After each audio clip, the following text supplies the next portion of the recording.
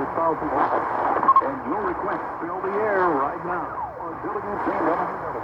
Here's another newspaper request. Hi, this is Jim Edwards with thoughts on salvation from Hebrews chapter 3, verse 7.